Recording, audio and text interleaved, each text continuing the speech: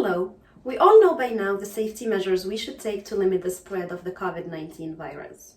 Washing hands frequently with soap and water for 20 seconds, social distancing and avoiding gatherings. Avoid touching your face, sneeze or cough in your bent elbow, or if you use a tissue, discard it immediately in a closed bin and wash hands. Hand sanitizers are also a good option when soap and water are not available to you. Another effective way to avoid getting sick is by having good and proper nutrition. Eating a rainbow of colors to ensure you're getting the necessary vitamins and nutrients to nurture and boost your immune system. But remember, you're not the first person to handle that apple you're about to bite into, because it travels through many hands and it transits through many environments. All produce could be a host for bacteria, viruses, and pesticides. With emerging information on the new virus and how long it can live on surfaces, I received several questions asking how to handle groceries and produce once it arrives home, whether it got delivered through Amazon, Giant, or you go pick it up yourself.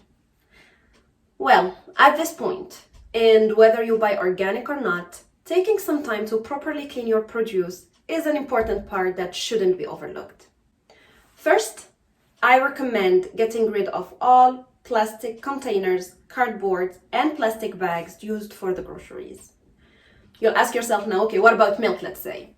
For milk and other containers that you cannot empty, use a mix of bleach and water, and with the help of a cloth, clean all those products and containers. And for this step, of course, I suggest wearing gloves just to avoid irritating your skin.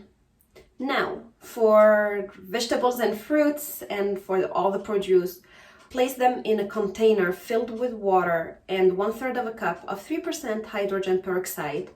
Let it soak for about 20 minutes and then rinse under running water. The hydrogen peroxide is a powerful antimicrobial that also acts on the COVID-19 virus. This may seem like a time-consuming process. The benefits are far more reaching. Once the habit is created, it will become second nature.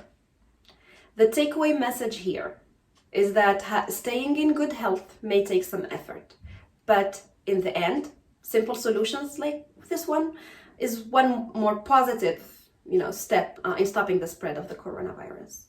And remember, we are here and we can help.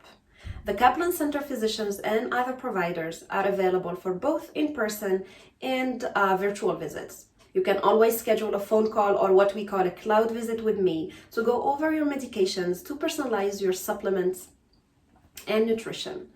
Because honestly, what works for one person might be contraindicated for another person as far as supplementation is concerned.